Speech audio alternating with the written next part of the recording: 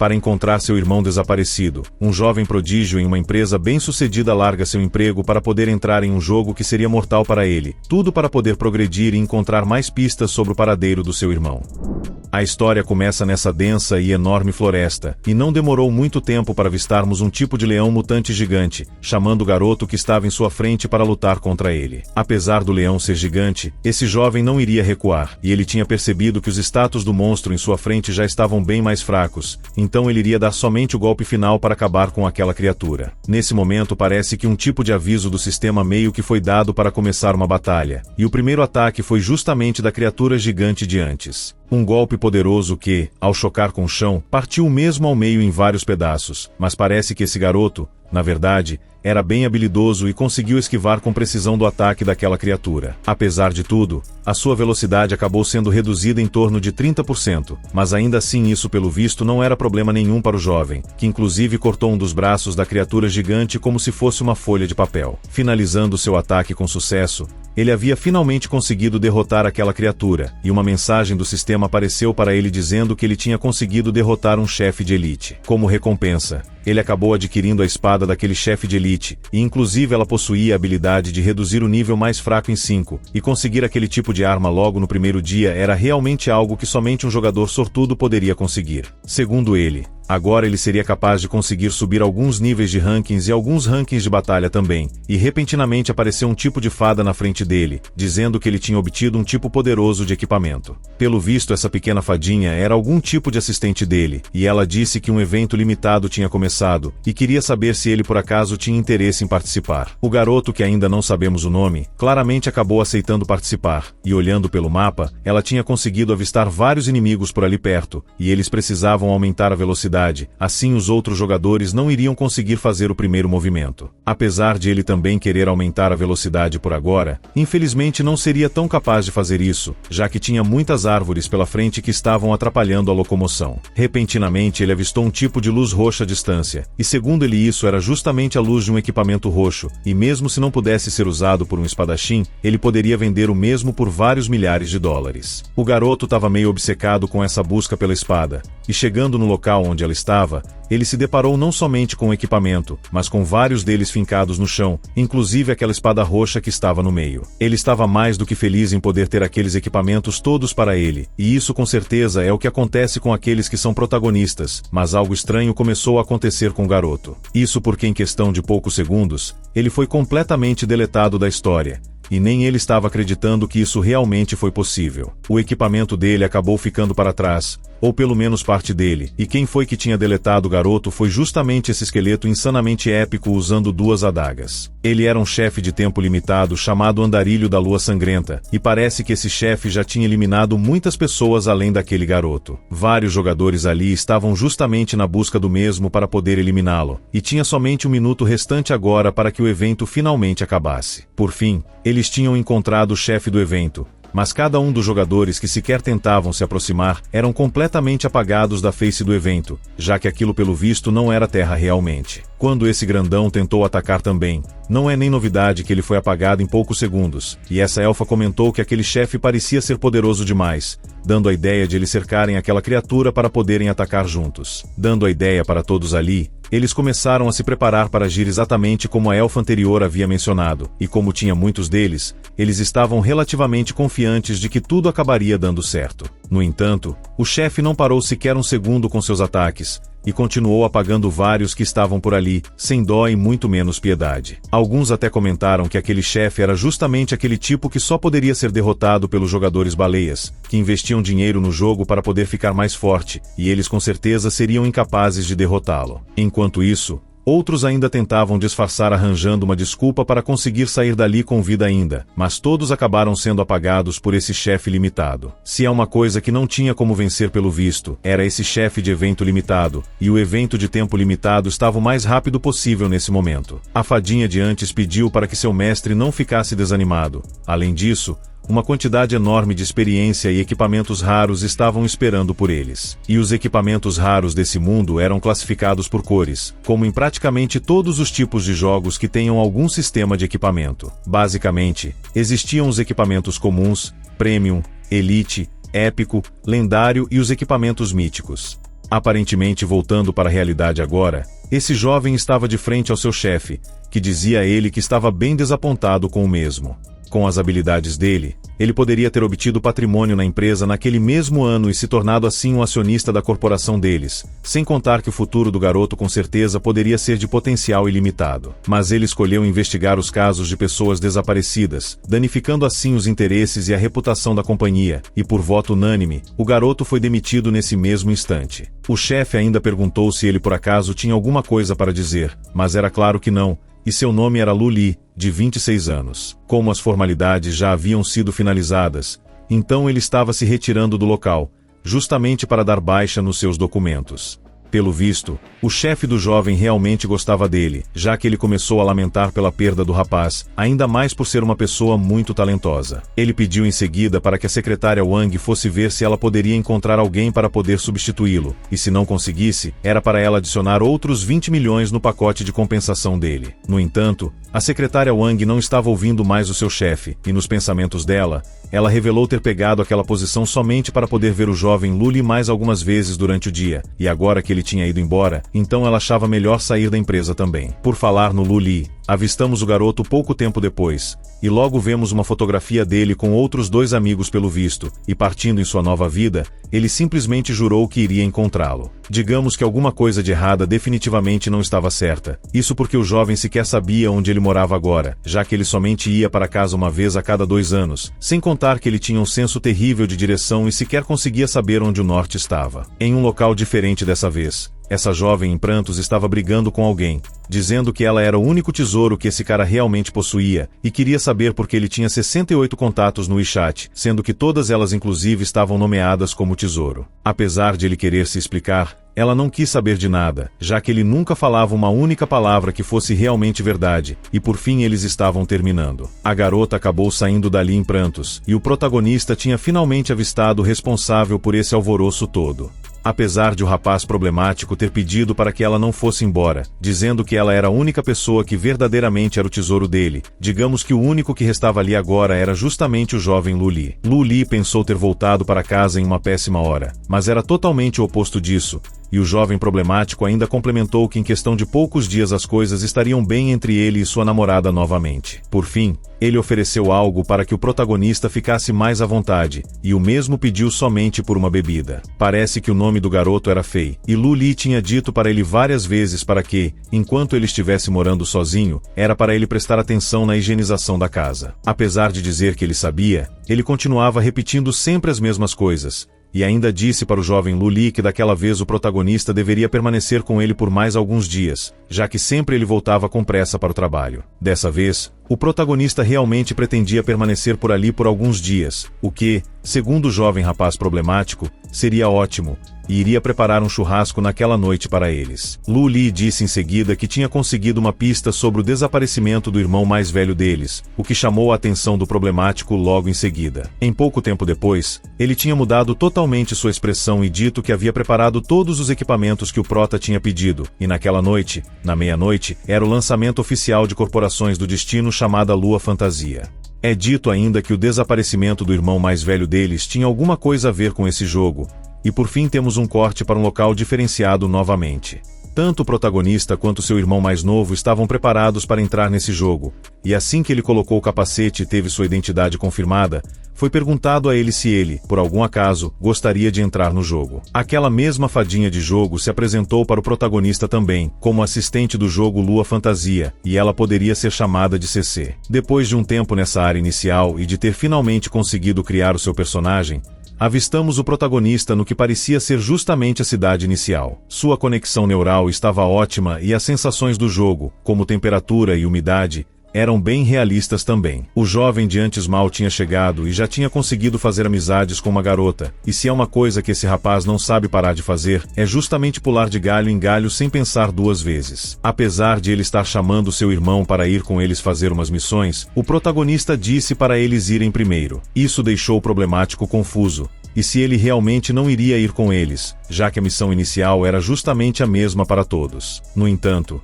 eles tinham caminhos diferentes para poder seguir e outras coisas a se fazer, então ele deveria aumentar seu nível rapidamente. Isso no caso era o prota falando para seu irmão mais novo.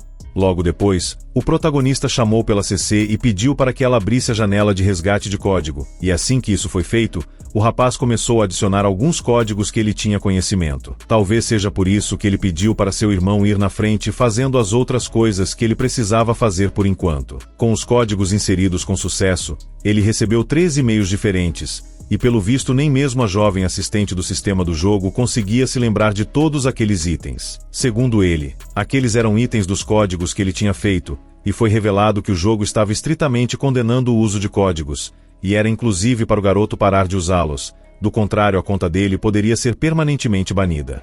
Mas ele disse que aquelas coisas estavam escondidas no código subjacente do jogo, e o sistema não poderia detectá-las, então mesmo que alguém procurasse manualmente por eles, isso levaria pelo menos 6 meses para encontrá-los realmente. Ou seja, ser banido era algo praticamente impossível por causa disso, e ele tinha conseguido esse anel que escalava com o nível do seu usuário, e a cada 10 níveis o anel iria aumentar a sua qualidade. Além disso, cada vez que a qualidade do equipamento aumentava, ele poderia randomicamente obter uma habilidade específica de profissão. Ele pediu em seguida para que a CC o ajudasse a esconder aquele bracelete, e a mesma perguntou por que ele gostaria de escondê-lo, já que era simplesmente incrível. O motivo era que aquilo chamava muito a atenção, e ele preferia manter a aparência de um jogador menos chamativo. O próximo item que ele tinha conseguido foi esse tipo de livro, que, novamente a cada 10 níveis, gerava um tipo de conquista randômica nos eventos de personagens. Completando eles, o protagonista poderia conseguir recompensas aleatórias, e o prota pensou que tinha entrado na base do sistema para conseguir itens poderosos, mas parece que no final tudo se resumia a uma sorte de conseguir ou não algo bom, pela inteligência artificial do jogo. Já a garotinha do sistema achava aquele item bem interessante, e o terceiro item era esse tipo de pergaminho que aparentava ser relativamente bem suspeito, eu diria. Segundo ele gastou 2 anos na Corporação do Destino somente para poder obter aquilo, e parece que o irmão dele tinha conseguido esse mesmo item durante um beta fechado, e isso continha uma linha de história escondida. Aquilo deve ser a origem do desaparecimento do irmão dele, e se algo acontecer com ele no futuro, então as pistas iriam acabar ali mesmo, e eles não precisariam deixar o jovem encarar nenhum tipo de perigo novamente. Esse pergaminho era um convite para o Purgatório de Azura, e tinha uma descrição relativamente estranha, eu diria, como Método Azura, não obedecendo ao céu, à terra ou a qualquer tipo de coisa, seguindo somente meu coração. Buscando apenas pelo meu verdadeiro eu. Aqueles que obstruírem meu verdadeiro eu, perecerão. Aqueles que desafiarem meu verdadeiro eu, perecerão. Elimine todos os obstáculos, e todas as coisas virão. Foi perguntado para ele se ele então gostaria de mudar para a profissão Azura, e apesar de ser bem suspeito, ele não pensou 2 vezes em aceitar a oferta do sistema. De repente, o garoto começou seu coração bater diferente, e em seguida sentiu uma dor enorme no mesmo, até que ele estava rodeado por 4 caveiras completamente suspeitas. As 4 caveiras usaram suas adagas para perfurar o garoto, e ele estava se perguntando o que era que estava acontecendo realmente e por que ele estava sentindo tanta dor assim.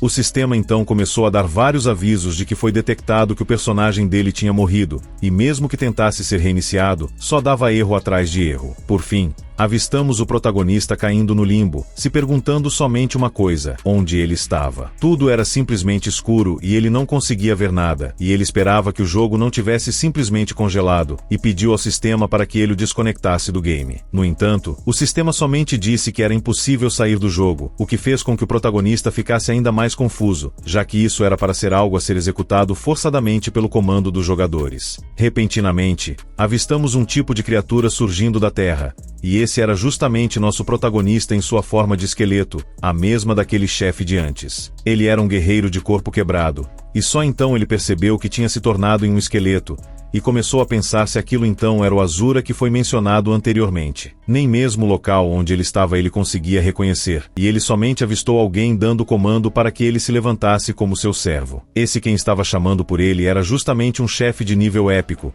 e pelo visto a invocação havia sido um completo sucesso, segundo ele mesmo disse.